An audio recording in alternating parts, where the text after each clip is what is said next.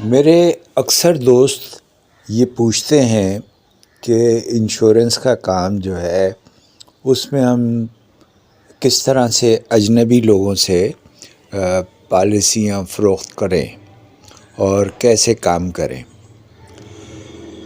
Insurance کے کام کرنے والے دوستوں کے لیے مشورہ تو بہت لوگ دیتے ہیں، لیکن اصل کام تو انشورنس کرنے والے ہی کا ہوتا ہے۔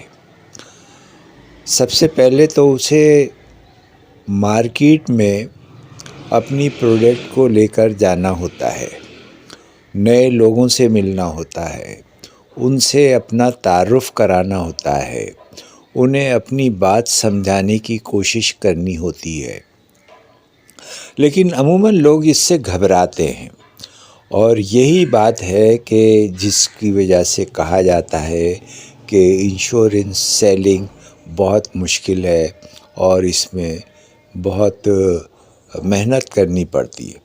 بلا شبہ اس میں محنت کرنی پڑتی ہے، لیکن اسی محنت کے نتیجے میں انشورنس ایجنٹ کامیابی حاصل کرتے ہیں۔